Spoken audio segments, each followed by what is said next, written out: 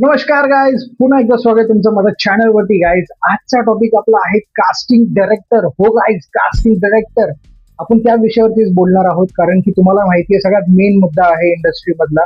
कारण की सगळ्यांचं करिअर त्याच्यावरती डिपेंड असतं असं म्हणतात इंडस्ट्रीमध्ये, पण तसं खरं काही नाही आहे. मी आज कास्टिंग डायरेक्टर बद्दल काय गोष्टी सांगणार आहे, कास्टिंग क्रू बद्दल, कास्टिंग काउच बद्दल काहीतरी गोष्टी आहेत आपण त्याच्यावर डिस्कस करणार आहे. सो स्टे ट्यून गाईज, बघूया. ओके. माझा रिमोट पडला एवढ्या ह्याच्यात. तर गाईज, ह्याची सुरुवात होते कुठून मी तुम्हाला सांगतो. ह्याची सुरुवात होते एका डायरेक्टर आणि प्रोड्युसर पासून. हो, ज्या टायमाला नवीन स्क्रिप्ट लिहिली जाते त्या टायमाला डायरेक्टर तो सगळे कॅरेक्टर साईडला काढून ठेवतो की त्याला कोणते कोणते कॅरेक्टर रिक्वायर्ड आहेत, कसे कॅरेक्टर्स पाहिजे, काय कसली कोणाची भूमिका आहे, वयस्कर पाहिजे का तरुण पाहिजे का लहान पाहिजे का मोठा पाहिजे, या सगळ्या गोष्टींचा डायरेक्टर एक लिस्ट बनवतो. त्या लिस्टला म्हणलं जातं आर्टिस्ट कॉन्फिगरेशन लिस्ट. आता कॉन्फिगरेशन म्हणजे काय, की कसं पाहिजे, काय असतं त्याची लिस्ट.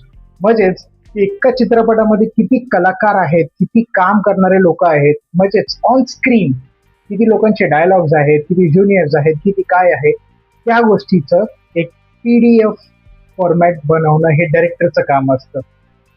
तर PDF बनवल्यानंतर त्या PDF ला एकदा अनालाइज केलं जातं आणि त्या PDF ला घेऊनच ऑडिशन्स लावले जातात आणि ऑडिशन्स मध्ये भरपूर कलाकार सिलेक्ट केले जातात. आणि भरपूर वेळा असंही होतं इंडस्ट्रीमध्ये की ऑडिशन्स मध्ये पैसे मागितले जातात, नाही तर काही वेगळ्या गोष्टी मागितल्या जातात आणि भरपूर काही स्वप्न पूर्ण करण्याचे स्वप्न बघतात काय काय डायरेक्टर आणि प्रोड्युसर्स. पण सध्याला या सगळ्या गोष्टींवरती एक चांगला कायदा आलेला आहे. त्या कायद्याबद्दल आपल्याला नीट प्रॉपर नॉलेज नाही, पण नक्कीच कोणत्या तरी व्हिडिओमध्ये नीट प्रॉपर अनालायझेशन करून मी तुम्हाला नक्कीच सांगेन की ते काय आहे. कारण की भरपूर सारे रूल्स इंडस्ट्रीचे चेंज झालेले आहेत, हे पण मला तुम्हाला सांगायला आवडेल. पण मेन मुद्द्यावरती येऊया परत, की कास्टिंग डायरेक्टर कसा होतो. म्हणजे ज्या टाइमला डायरेक्टर सगळ्या गोष्टी सिलेक्ट करून घेतो, की तो सगळं ऑडिशन लावून घेतो, सगळं झाल्यानंतर आर्टिस्ट सिलेक्ट करतो आणि त्याच्यानंतर लागतो वर्कशॉप. गाईज, वर्कशॉप एक अशी गोष्ट आहे सगळ्यात मेन इम्पॉर्टंट, की त्याच्यावरती पूर्ण स्क्रिप्टची तालीम केली जाते. हो, सगळ्या स्क्रिप्टची तालीम केली जाते आणि सगळ्या कॅरेक्टरला तो त्या कॅरेक्टरसाठी योग्य आहे का नाही ते ठरवलं जातं. आणि त्याच्यामध्ये कास्टिंग डायरेक्टरचं सगळ्यात मोठं योगदान असतं, की कास्टिंग डायरेक्टरला टास्क दिला जातो की हे असं कॅरेक्टर आहे, ह्याला असं असं एक कोणतरी व्यक्ती बघ ह्याच्या जागेवरती, याच्या रिप्लेसमेंट वरती. तर असे कास्टिंग डायरेक्टर इंडस्ट्रीमध्ये भरपूर आहेत. आणि तुम्हाला माहिती आहे कास्टिंग डायरेक्टर आजकाल एजन्सीज काय काय खूप काय बनलेले आहेत. नाही म्हणता जरी मी लिस्ट चेक केली ना गाईज, तुम्हाला सांगतो 200 ते 300 प्रोडक्शन हाऊसेसच्या अंडर कास्टिंग डायरेक्टर रजिस्टर्ड आहेत. म्हणजे काम देणारे नुसतं 4-5 जण आणि एवढे सगळे जण रजिस्टर्ड आहेत. मग जरा तुम्ही नीट कोणाला प्रोफाईल पाठवताय, काय पाठवताय, सगळे नीट विचार करून डोकं नीट शांत ठेवून तुम्ही ते करा. समोरच्याला त्याचा ID प्रूफ, प्रोडक्शन ID या सगळ्या गोष्टी मागत जावा. कारण की मेन गोष्ट आहे, कारण की भरपूर लुटायच्या कामं चाललेले आहेत इंडस्ट्रीमध्ये. तुम्हाला हे चांगलंच माहिती, मला काय सांगायची गरज नाही आहे. तुम्ही त्या इंडस्ट्रीमधून असताना तर नक्कीच तुम्हाला माहिती असेल.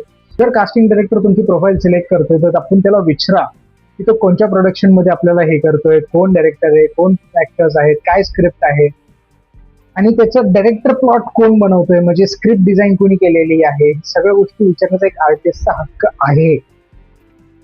सो स्टे ट्यून गाईज, अजूनही पुढे अपडेट देत राहणार आहे मी. म्हणजे काही आता मला जास्त काही सूचना झाल्या याच्यावरती. तर व्हिडिओ चालू असताना मला एक इम्पॉर्टंट कॉल आलता आणि त्या कॉलमुळे मी हा व्हिडिओ पुढे कंटिन्यू करू शकलो नाही मित्रांनो. पण लवकरच ह्याचा सेकंड पार्ट मी तुमच्यासाठी घेऊन येणार आहे. तुम्ही तोपर्यंत या व्हिडिओच्या खाली जे लाल कलरचं बटन असेल ना, त्याच्याकडे नुसतं बघा, सबस्क्राईब नका करू, कारण की मी तुम्हाला सबस्क्राईब करायला कधी सांगितलंच नाही. Thank you so much guys.